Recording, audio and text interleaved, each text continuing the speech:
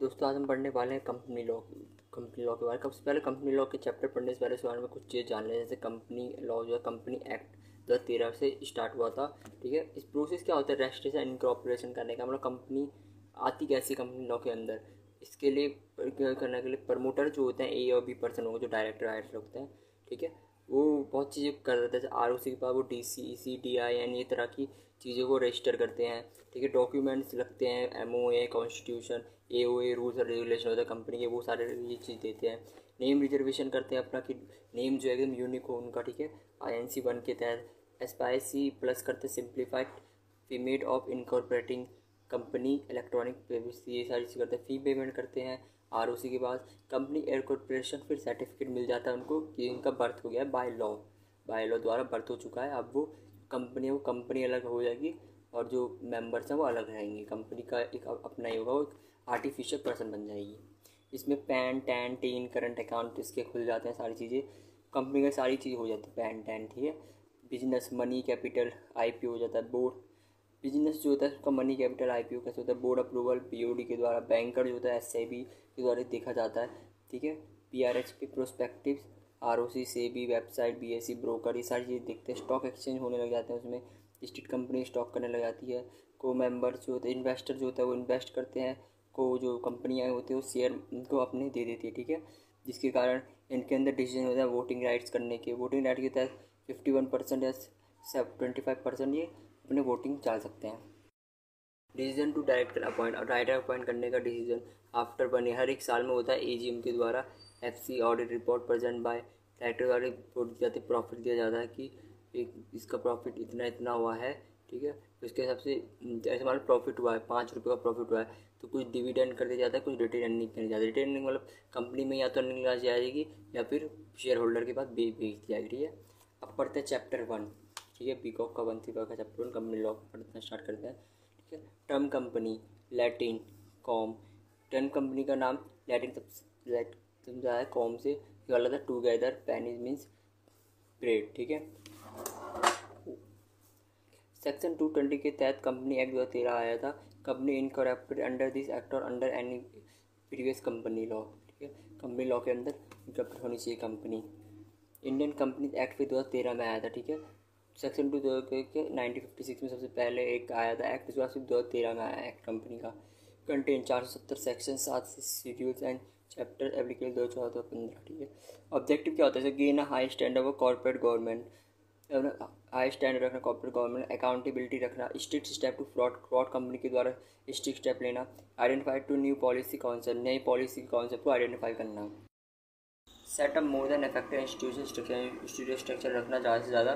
Characteristics क्या होते हैं कंपनी के, सेपरेट लीगल एंटिटी हो जाती है उनकी, इनकॉर्पोरेट एसोसिएशन हो जाता है, आर्टिफिशियल लीगल पर्सन बन जाता है वो, लिमिटेड लाइबिलिटी हो जाती है उसकी, share holder have limited liability to the unpaid value of share. ठीक है, फिर म्यूचुअल सक्सेशन हो जाता है, कॉमन शील्ड हो जाती है, ट्रांसफरेबिलिटी ऑफ शेयर्स, ट्रांसफरेबिलिटी आ जाती है शेयर्स के ऊपर। चैप्टर 1 में है lifting of piercing of corporate veil और कॉर्पोरेट पर्सनैलिटी। ठीक है, doctrine of lifting of the corporate veil, दो तरह से आप ये चीज़ कर सकते हैं। मतलब क्या होता है, इसका मतलब ये होता है कि मान लो कोई कंपनी है, वो उसका कोई काम वाम नहीं कर रही है वो, पर फिर भी उसका नाम रजिस्टर हो रखा है, तो ऐसी कंपनी को मतलब फ्रॉड मान के हटा दिया जाता है। तो कंपनी लॉ के द्वारा इसमें कार्रवाई होती है, फिर होता है। ठीक है, अब ऐसे दो तरह से हो सकता है, तो जुडिशनल इंटरप्रिटेशन, स्टैटरी एक्सप्लिकेशन, इसमें कोर्ट के द्वारा होता है, इसमें कंपनी एक्ट के द्वारा होता है। ठीक है, बढ़ता है जुडिशियल इंटरप्रिटेशन के द्वारा। Determination of nature of company, determination करना नेचर ऑफ कंपनी का। ठीक है, इसमें एक है जर्मन डायमंड लिमिटेड नाम की कंपनी थी। ठीक है, तो 1914 में ये कॉन्टिनेंटल टायर एंड रबर को सेल करती थी और उनसे मनी लेती थी। ठीक है, इंग्लैंड से। अब ये जो थी फिर जर्मनी को पैसे भेजती थी, जर्मनी से ये लेती थी। तो ये थी एक अलग देश की। इन दो देशों के बीच में जब दुश्मनी होने लग गई तो उनको पता चलता है कि जो इंग्लैंड नाम की जिससे चीज़ें ले रहा है ये एक्चुअली में इनका पैसा इनके पास जा रहा है। तो ये जो है इनमें ये केस ठोक देती है कि ये काम कर रही है। तो इसमें केस बन जाता है कि इंग्लैंड जो है ये इनडायरेक्टली यहाँ से पैसा लेके इनको दे रही है और इनकी मदद कर रही है। ठीक है, दूसरा है प्रोटेक्शंस ऑफ रेवेन्यू, मतलब रेवेन्यू को पर्सन ए जैसे अपने रेवेन्यू को हर चीज़ों में बांट देता है ताकि इसको पता ना चले कि पर्सन ए के पास इनडायरेक्टली पैसा कमा रहा है, तो ऐसे भी ये केस बन जाता है। दूसरा aviation of personal and statutory obligation, जैसे हमारे गिलफोर्ड मोटर कंपनी नाम की कंपनी थी, इसका मैनेजर था हॉर्नी 993 मैनेजर। तो इनका ये था कहना कि जो मैनेजर है इनका, ये जब तक इनके साथ है ये कोई भी मतलब कोई कंपनी अपनी नहीं खोल सकता, सिर्फ इनके लिए काम करेगा। लेकिन ये क्या करता है, अपनी वाइफ और रिलेशन के नाम पर एक कंपनी खोल देता है और उसको बढ़ा देता है, बाद में जाकर खुद इनसे जुड़ जाता है, ये छोड़ कर इनकी जो क्यूट करके। तो इनको पता चलता है जब ये, तो इसके ऊपर एक केस हो गया था, ये इनडायरेक्टली ये जो कंपनी खोल रहा था, तो इसमें केस बन जाता है इसके ऊपर। अवॉइडेंस ऑफ वेलफेयर रजिस्ट्रेशन, ये भी होता है कि अब आप जब अवॉइडेंस रखते हैं चीज़ों का तो बी लोग खोल देता है company. Division of business opportunities, business opportunities कर देना। कैंसर एसी नाम की थी प्राइवेट कंपनी, जिसके डॉल्बी नाम के 2 डायरेक्टर थे प्राइवेट कंपनी के, ब्रिटिश वर्जन ऑफ आइसलैंड में वो इस कंपनी खोल लेते, तो ऐसे भी केस बन जाता है।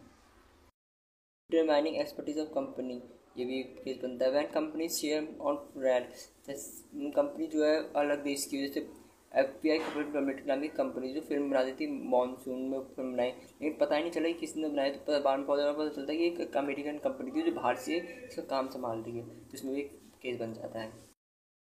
स्टैट्यूटरी प्रोविजन के हिसाब से कैसे कंपनी फ्रॉड निकलती है। Reduction of minimum number of members कम हो जाना। Holding and subsidiary company relationship, अलग तरीके की कंपनी रिलेशनशिप ज़्यादा रख लेना। इन्वेस्टिगेशन ऑफ ओनरशिप, बिना कंपनी इन्वेस्टिगेशन होती है ऑनरशिप के ऊपर, कंपनी के ऊपर, तो पता चलना कि ये फ्रॉड है। Director with unlimited liability, unlimited liability होती है, जब भी बन जाता है case. Investigation the affairs of the company, investigation करने के बाद हो सकता है। Fraud and conduct of business, fraud company को पकड़ी जाए। Failure to return application money, application money देने से फेल हो जाना। Misrepresentation in prospect, misrepresentation करना ROC के पास, ये भी होता है। मिस डिस्क्रिप्शन ऑफ नेम का मिस डिस्क्रिप्शन करना। प्री इनकॉर्पोरेशन कॉन्ट्रैक्ट का सही से ना होना। अल्ट्रा वायरस एक्ट होना और लाइबिलिटी अंदर अदर स्टेट का अंदर लाइबिलिटी आना। तो ये था चैप्टर 1, ये थोड़ा बड़ा है बट नोट्स बना लेना। ओके, आज हम पढ़ने वाले chapter 2 administration of company law के ऊपर। National company law tribunal NCLT, और एक होती है national company law appellate tribunal NCLAT, ये दोनों चीज़ होती है इसके अंदर। एडमिनिस्ट्रेशन होते हैं, ठीक है, ये कैसे क्या कब आए, स्टेट अंडर कंपनी एक्ट 2013 के अंडर, कंपनी एक्ट के अंदर ही आते हैं। कॉन्स्टिट्यूट होता है 1/6/2016 में, ठीक है। क्वासी जुडिशियल बॉडी कहते हैं इनको, सिविल कॉर्पोरेट डिस्ट्रीब्यूट आर्टिकल 245 के हिसाब से follow the code form by CG, central government द्वारा के फॉर्म किए जाते हैं। CLB BLF AIF related matter दोनों NCLT अंदर ये सारे मैटर्स आते हैं, ठीक है। तो जैसे मान लो कोई चीज़ चल रही है कोर्ट वोट, तो सबसे पहले NCLT में जाता है, फिर NCLAT में जाता है। अगर वहाँ पे भी सॉल्व नहीं होता तो सुप्रीम कोर्ट में जाता है, कोई भी केस जो होता है कंपनी के द्वारा। NCLT क्या होता है, एक इसके अंदर CG सेंट्रल गवर्नमेंट अपॉइंट किया जाता है, एक president, judicial member, technical member के 60 लोग होते हैं। इनकी एज 67 ईयर से ऊपर नहीं होनी चाहिए, इनकी 65 ईयर से ऊपर होनी चाहिए, इनकी टेन्योरिटी 5 साल की होती है, ठीक है। सेकंड होता है NCLAT में क्या होता है, सेम 1/6/2016 में आए थे। CG सेंट्रल गवर्नमेंट अपॉइंट करती है, चेयरपर्सन एक, और जुडिशियल मेंबर और टेक्निकल मेंबर मिला के 12 टोटल, इसकी भी टेन्योरिटी 5 ईयर की होती है। तो इतना छोटा सा चैप्टर था ये, मतलब बना लेना नोट्स इसके। और चैप्टर 3 टाइप्स ऑफ कंपनी, ठीक है। एक होता है डोरमेंट कंपनी। डोरमेंट कंपनी क्या होती है, सेक्शन 45 का आता है, मतलब कोई बिजनेस ट्रांजैक्शन ना होना, कोई भी काम ना होना, इनएक्टिव कंपनी को हम डोरमेंट कंपनी घोषित कर देते हैं, ठीक है। Not made any significant accounting transaction during the last 2 financial year, 2 financial year में कोई भी उसकी ट्रांजेक्शन नहीं होनी चाहिए, तभी जाके वो डोरमेंट कंपनी कहलाती है। सेक्शन 8 कंपनी क्या होती है, non profit organization aims to promote charitable activities, education not distribute among the companies members, minimum 2 director होने चाहिए उसमें। तो नॉन प्रॉफिट ऑर्गेनाइजेशन होती है ना, जिसका काम होता है कि प्रमोट करना चैरिटेबल, एजुकेशन, स्पोर्ट्स के ऊपर, मतलब कोई पैसे कमाने का कोई वो नहीं होता, वो हमें सेक्शन 8 कंपनी के अंदर आ जाता है। Maintain books of accounts, file return to ROC, company GST and ये सारी चीज़ें पर इनको करनी पड़ती है कि अकाउंट्स में मेंटेन करके रखना है, फाइल रिटर्न करना। एनी चेंजेस वो करना regard to government concern, government अगर इनको कोई चेंजेस करने होते हैं ना, ये फाइल टच करनी पड़ती है, गवर्नमेंट कंसर्न लेना पड़ता है, ठीक है। बेनिफिट्स क्या हो जाता है इनको, टैक्स इंजेक्शन मिल जाता है, 100% टैक्स की इंजेक्शन मिल जाता है सेक्शन 12A के हिसाब से, ठीक है। सेपरेट लीगल एंटिटी हो जाती है, नो टाइटल रिक्वायर्ड, कोई टाइटल की रिक्वायर्ड नहीं होती। एलिजिबिलिटी क्या होती है, इंडियन कंपनी होनी चाहिए, 2 डायरेक्टर एटलीस्ट होनी चाहिए, ऑब्जेक्ट होना चाहिए इसका प्रमोटिंग सपोर्ट एजुकेशन, ये साइन होनी चाहिए। मैंडेटरी क्या चीज़ होती है, 2 डायरेक्टर होने चाहिए, 200 मेंबर होने चाहिए, कैपिटल रिक्वायर्ड होनी चाहिए, नेम होना चाहिए, कंपनी का ऑब्जेक्ट होना चाहिए, ठीक है। EOE MOE दो डॉक्यूमेंट की जरूरत पड़ती है। प्रूफ ऑफ द एड्रेस की जरूरत पड़ती है। COI फॉर ओवरसीज कंपनी और COI की जरूरत पड़ती है। पास बाय द प्रमोटर कंपनी, पास होनी चाहिए प्रमोटर कंपनी द्वारा। कंसेंट और नॉमिनी का कंसेंट होना चाहिए इसमें। सेक्शन 8 कंपनी प्रोसेस क्या होता है इसका। स्टेप 1 होता है सबसे पहले डिजिटल सिग्नेचर सर्टिफिकेट कराना, DCS कराना DIR3 की तरफ से। Obtain the DIN should be file, DIN भी फाइल करना पड़ता है। स्टेप 2 होता है ऑप्टेन डायरेक्ट आइडेंटिटी नंबर करना, ठीक है, कि इसमें फॉर्म DIR3 के हिसाब से ये भी करा जाता है। स्टेप 3 होता है reserve the company name, reserve करना कंपनी नेम के द्वारा। INC 1 फॉर्म भरा जाता है इसमें। स्टेप 4 होता है फाइल द फॉर्म, INC 32 के द्वारा फॉर्म भरा जाता है। फाइल एप्लीकेशन फॉर इनकॉर्पोरेशन का फॉर्म भरा जाता है। स्टेप 5 होता है obtain license for section 8 company technical of INC 12 के 12 फॉर्म भरा जाता है इसमें। स्टेप 6 होता है ऑप्टेन सर्टिफिकेट ऑफ इनकॉर्पोरेशन का सर्टिफिकेट ऑप्टेन हो जाता है इनको। INC 16 को फॉर्म भरा जाता है। तो ये था 3rd चैप्टर। ये भी मतलब इतना बड़ा तो नहीं है बट ठीक ठाक इसमें से आता है, तो ये भी नोट्स बना लेना इसके लिए। चैप्टर 4 पढ़ने वाले इनकॉर्पोरेशन ऑफ कंपनी के साथ कॉपी पेन में निकाल लेना, नोट्स बना लेना, ठीक है। ठीक है, तो ये होता है जैसे मान लो कंपनी का हमें इनकॉर्पोरेशन कराना है, ठीक है। तो बोले प्रमोटर जो होता है या तो डायरेक्टर भी हो सकता है, कोई भी हो सकता है प्रमोटर, ए और बी होता है, वो होता है, वो चाहते हैं वो लॉफुल तरीके से पर्पस एक फॉर्म करते हैं ROC के पास जिसका पूरा कंपनी का इनकॉर्पोरेशन होता है, ठीक है। इसके लिए पूरा एक वो मेथड बनता है। जैसे अब ये जो होता है इंडिविजुअल होते हैं कंपनी के, AOA गवर्नमेंट के द्वारा ये होते हैं, ठीक है। Do all necessary work which को रजिस्टर फॉर कंपनी, ठीक है, सारे नेसेसरी वर्क करते हैं कंपनी का रजिस्ट्रेशन कराने के लिए, ठीक है। लॉफुल पर्पज से होता है। फाइल फॉर्म किया जाता है, क्या क्या फॉर्म करने के लिए डॉक्यूमेंट पढ़ते हैं, MOA AOA पढ़ते हैं जो कि एक चार्टर्ड अकाउंट डॉक्यूमेंट्स होते हैं। डिक्लेरेशन पीछे होता है जिसके लिए एडवोकेट CA के पास जाना होता है। एफिडेविट भी जो होता है जो कि फर्स्ट डायरेक्टर का फॉर्म होता है। एड्रेस से होता है, रजिस्टर ऑफिस एड्रेस होता है। और सब्सक्राइबर होते हैं जो कि उसके फर्स्ट डायरेक्टर होते हैं, ठीक है। ये सारी ROC को हमें फॉर्म फिल करके देनी होती है इनकॉर्पोरेशन ऑफ कंपनी के लिए। इफेक्ट क्या होता है रजिस्ट्रेशन का, सेक्शन 9 के उसमें लिखा गया है ये। Company become a distinct legal entity बन जाती है कंपनी की। कंपनी एक्वायर परपेंचुअल सक्सेशन हो जाता है। Company purpose is not the property of the share holder, company का प्रॉपर्टी फिर शेयर होल्डर की नहीं होती, वो अपना खुद का आइडेंटिटी हो जाती है उसकी, ठीक है।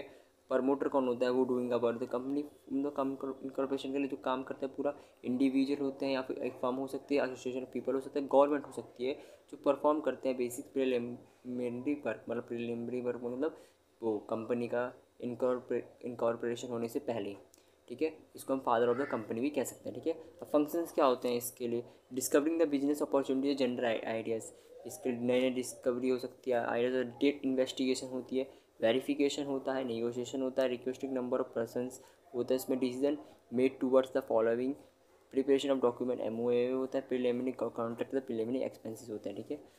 रिम्यूनरेशन ऑफ प्रमोटर रिम्यूनरेशन क्या होता है, इसके बाद जब हो जाता है पूरा, जब इनकॉर्पोरेशन हो जाता है उसके बाद उसके प्रमोटर के पास कोई राइट नहीं होती, लेकिन वो चाहे तो उसके शेयर्स खरीद कर से शेयर होल्डर बन सकते हैं, जो कि ज़्यादातर हर जगह होते हैं, ठीक है। तो यही था चैप्टर 4, बहुत ही छोटा चैप्टर है, मतलब छोटा तो नहीं है पर उसको एकदम तुम नोट्स बना के उसको अपने हिसाब से लिखोगे तो। चैप्टर 4 पढ़ने वाले इनकॉर्पोरेशन ऑफ कंपनी के साथ कॉपी पेन में निकाल लेना, नोट्स बना लेना, ठीक है। ठीक है, तो ये होता है जैसे मान लो कंपनी का हमें इनकॉर्पोरेशन कराना है, ठीक है। तो बोले प्रमोटर जो होता है या तो डायरेक्टर भी हो सकता है, कोई भी हो सकता है प्रमोटर, A और B होता है, वो होता है, वो चाहते हैं वो लॉफुल तरीके से पर्पस एक फॉर्म करते हैं ROC के पास जिसका पूरा कंपनी का इनकॉर्पोरेशन होता है, ठीक है। इसके लिए पूरा एक वो मेथड बनता है। जैसे अब ये जो होता है इंडिविजुअल होते हैं कंपनी के, AOA गवर्नमेंट के द्वारा ये होते हैं, ठीक है। Do all necessary work which को रजिस्टर फॉर कंपनी, ठीक है, सारे नेसेसरी वर्क करते हैं कंपनी का रजिस्ट्रेशन कराने के लिए, ठीक है। लॉफुल पर्पज से होता है। फाइल फॉर्म किया जाता है, क्या क्या फॉर्म करने के लिए डॉक्यूमेंट पढ़ते हैं, MOA AOA पढ़ते हैं जो कि एक चार्टर्ड अकाउंट डॉक्यूमेंट्स होते हैं। डिक्लेरेशन पीछे होता है जिसके लिए एडवोकेट CA के पास जाना होता है। एफिडेविट भी जो होता है जो कि फर्स्ट डायरेक्टर का फॉर्म होता है। एड्रेस से होता है, रजिस्टर ऑफिस एड्रेस होता है। और सब्सक्राइबर होते हैं जो कि उसके फर्स्ट डायरेक्टर होते हैं, ठीक है। ये सारी ROC को हमें फॉर्म फिल करके देनी होती है इनकॉर्पोरेशन ऑफ कंपनी के लिए। इफेक्ट क्या होता है रजिस्ट्रेशन का, सेक्शन 9 के उसमें लिखा गया है ये। Company become a distinct legal entity बन जाती है कंपनी की। कंपनी एक्वायर परपेंचुअल सक्सेशन हो जाता है। Company purpose is not the property of the share holder, company का प्रॉपर्टी फिर शेयर होल्डर की नहीं होती, वो अपना खुद का आइडेंटिटी हो जाती है उसकी, ठीक है। प्रमोटर कौन होता है, वो doing about the company, incorporation के लिए जो काम करता है पूरा इंडिविजुअल होते हैं या फिर एक फर्म हो सकती है, एसोसिएशन ऑफ पीपल हो सकता है, गवर्नमेंट हो सकती है, जो परफॉर्म करते हैं बेसिक प्रिलिमिनरी वर्क, मतलब प्रिलिमिनरी वर्क मतलब वो कंपनी का इनकॉर्पोरेशन होने से पहले, ठीक है। इसको हम फादर ऑफ द कंपनी भी कह सकते हैं, ठीक है। अब फंक्शंस क्या होते हैं इसके लिए, discovering the business opportunity, general ideas, इसके नए नए डिस्कवरी हो सकती है, आइडियाज, डेट इन्वेस्टिगेशन होती है, वेरिफिकेशन होता है, नेगोशिएशन होता है, रिक्वेस्टिंग नंबर ऑफ पर्सनस होता है, इसमें decision made towards the following, preparation of document, MOA होता है, प्रिलिमिनरी कॉन्ट्रैक्ट, प्रिलिमिनरी एक्सपेंसेस होते हैं, ठीक है। रिम्यूनरेशन ऑफ प्रमोटर क्या होता है, इसके बाद जब हो जाता है पूरा, जब इनकॉर्पोरेशन हो जाता है उसके बाद उसके प्रमोटर के पास कोई राइट नहीं होती, लेकिन वो चाहे तो उसके शेयर्स खरीद कर से शेयर होल्डर बन सकते हैं, जो कि ज़्यादातर हर जगह होते हैं, ठीक है। तो यही था चैप्टर को, बहुत ही छोटा चैप्टर है, मतलब छोटा तो नहीं है पर उसको एकदम तुम नोट्स बना के उसको अपने हिसाब से लिखोगे तो चैप्टर 5 पढ़ने वाला, जो कि बहुत इंपॉर्टेंट है। MOA AOA होते क्या, MOA मतलब होता है मेमोरेंडम ऑफ एसोसिएशन, AOA होता है आर्टिकल्स ऑफ एसोसिएशन, ठीक है। MOA जो होता है एक मेन डॉक्यूमेंट है, ऑब्जेक्टिव होता है इसका, क्या होता है, फंडामेंटल कंडीशन को मद्देनजर रखते हुए अनएट्रीबल चार्टर और कॉन्स्टिट्यूशन ऑफ द कंपनी ये कहलाता है, ठीक है। सेक्शन 2251 के अंदर ये आता है, ठीक है। फॉर्म ऑफ मेमोरेंडम जो सेक्टर 4 बोला, सॉरी सेक्शन 4 में आता है, ठीक है।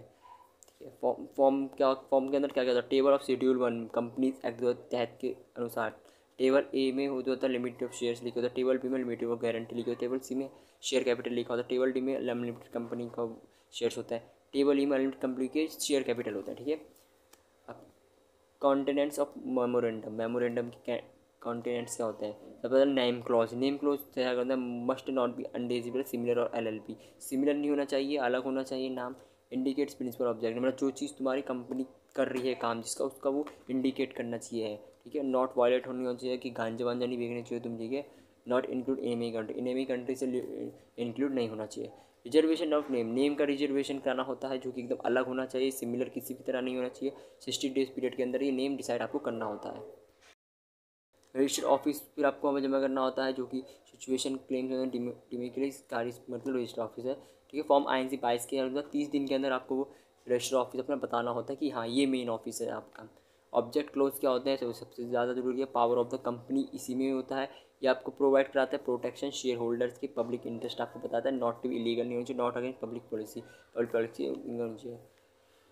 डिस्ट्रॉम ऑफ अल्ट्रा वायरस, ठीक है, ये एक चीज़ होती है, इसका मतलब होता है कि किसी पावर का अब्यूज़ किसी बियॉन्ड ना कर रहे हो, ठीक है। कोई कंपनी के जो होता है डायरेक्टर जो होता है पीछे पीठ भी बहुत सारे ऐसे काम कर रहे होते हैं कंपनी को आगे रखते हुए, जो कि गलत होता है, इलीगल होता है, ठीक है।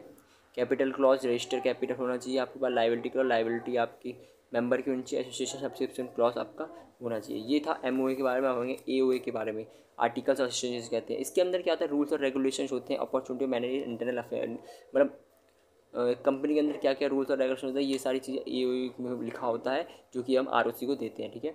कंटेंट्स इसका शेयर कैपिटल से रिलेटेड होता है, लीन ऑफ शेयर्स में लिखे होते हैं, कॉल्स लिखे होते हैं, अल्ट्रेशन ऑफ शेयर्स लिखे होते हैं, ट्रांसफर शेयर कहाँ ट्रांसफर करने तो कैपिटलाइजेशन ऑफ प्रॉफिट लिखा होता है, बाय बैक ऑफ शेयर्स लिखा होता है, प्रोसीजर ऑफ जनरल मीटिंग्स के बारे में लिखा होता है, प्रोक्सी के बारे में, बोर्ड ऑफ डायरेक्टर्स के बारे में लिखा होता है, मैनेजर CEO के बारे में सब कुछ लिखा होता है, सील बुक्स ऑफ अकाउंट इसमें होता है, आइडेंटिटी होती है, सारी चीज़ें इसके अंदर आती है AOA के अंदर। फॉर्म्स ऑफ आर्टिकल के फॉर्म में क्या क्या होता है, टेबल F आता है, इसमें लिमिटेड शेयर, टेबल G आता है, टेबल H आता है, टेबल I ये सारे इसके फॉर्म आर्टिकल्स आते हैं इसके अंदर, ठीक है। डॉक्ट्रिन ऑफ इंडोर मैनेजमेंट क्या होता है, इंडोर मैनेजमेंट होता है कि प्रोटेक्ट करता है आउटसाइडर फ्रॉम द कंपनी, मतलब कंपनी की अगर मान लो किसी ने शेयर खरीदे हैं तो उस शेयर से रिलेटेड कुछ इलीगल चीज़ें ना हो रही हो, तो ये आउटसाइडर को प्रोटेक्ट करता है कि आउटसाइडर के जो भी उसने पैसे लगाए हैं कंपनी में, वो किस तरह से जो कंपनी है वो फ्रॉड करके इनके पैसे डुबा ना दे, इसके लिए ये चीज़ें निकाली गई इंडोर मैनेजमेंट। तो ये था चैप्टर 5, जो कि थोड़ा बड़ा था, इसके नोट्स बना लेना। ओके दोस्तों, हम पढ़ने डिविडेंड के बारे में, जो कि पेपर में आता है, इसलिए पढ़ाया जाएगा। डिविडेंड होता क्या, डिविडेंड होता है कि आपकी कंपनी ने जो शेयर्स में प्रॉफिट किया है, अब जो शेयर्स लोगों ने लगा रखे थे वो आपको उसका प्रॉफिट सबको बांटना है, ठीक है, ये होता है। सेक्शन 127 के अंदर आता है कंपनी 2013 की, ठीक है। अब किस तरह से बांटेंगे देखिए, सब AGM और पास ही डिविडेंड डिक्लेयर किया जाता है, ठीक है। अब इनका काम क्या होता है, 5 दिनों के अंदर जो कंपनी है वो ट्रांसफ़र कर दे डिविडेंड सेपरेट बैंक अकाउंट, हर किसी के सेपरेट बैंक अकाउंट में ट्रांसफ़र कर दी। अगर मान लो ये नहीं किया है तो वो कंपनी पे CDA टू द गवर्नमेंट को पहले जो भी थोड़ी बहुत चीज़ें होती है जो गवर्नमेंट को देनी होती है, टैक्स वैक्स सारी चीज़ें देती है। फिर 30 दिन के अंदर कंपनी को क्या करता है, कैसे भी करके डिस्ट्रीब्यूट डिविडेंड करना होता है 30 डेज़ के अंदर। किसको? जो शेयर होल्डर्स होते हैं उनको। अगर उन्होंने कर दिया तो बढ़िया, अगर नहीं करा तो उनमें पेनल्टी लगती है, 18% की पेनल्टी लगती है डायरेक्टरों में, और 2 साल की जेल भी होती है। ठीक है, जो बड़ी चीज़ है जैसे 7 दिन। वैसे ये चीज़ ज़्यादा होती नहीं है, पर कम हो जाए कंपनी से ये गलती तो क्या ही कर सकते हैं। फिर उनके पास ऑप्शन होता है, फिर 7 दिन के अंदर उन्हें क्या करता है, जो अनपेड डिविडेंड है shall be deposit in unpaid dividend account में ट्रांसफ़र हो जाते हैं। फिर और अब 7 साल का वक्त होता है कि सबको ये उनके शेयर होल्डर के पैसे सबको मिल जाए। अगर कुछ पैसा फिर भी रह गया तो एनी अमाउंट जो भी रह गया उसे अनक्लेम डिविडेंड कैश मान लिया जाता है और ट्रांसफ़र कर दिया जाता है IPF में। ठीक है, ये अभी थोड़ा खोल के मतलब ध्यान से पढ़ता है। सेक्शन 1 डिक्लेरेशन ऑफ डिविडेंड हुआ। सोर्स ऑफ डिविडेंड क्या होता है, profit of the current year, जो करंट ईयर में प्रॉफिट हुआ है वो होता है। ठीक है, डिप्रिसिएशन मस्ट बी प्रोवाइड करना है। No dividend shall be declaration. Unrealised gain कुछ नहीं हुए। इंटरनल डिविडेंड, ठीक है, transfer to reserve, paid only in cash cheque में कर देना, डिपॉजिट कर देना आपको 5 दिनों के अंदर।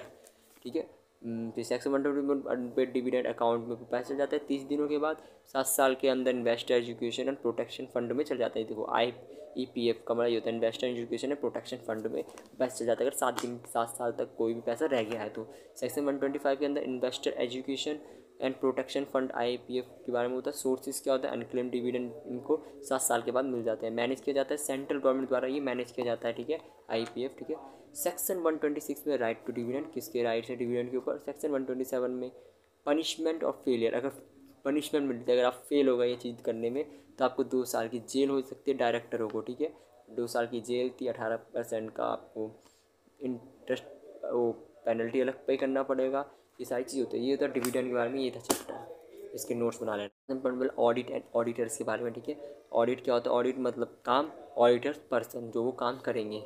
ईजी इसका ऑडिटर कौन कौन होता है, CA फर्म दोनों अलग अलग होते हैं। CA chartered account, CA firm अलग हो है जो चार्टर्ड अकाउंट पूरी चीज़ संभालते हैं। ठीक है, ऑडिट का मतलब एक सिस्टमेटिक एग्जामिनेशन रिव्यू करना, किसका, कंपनी के डॉक्यूमेंट्स का।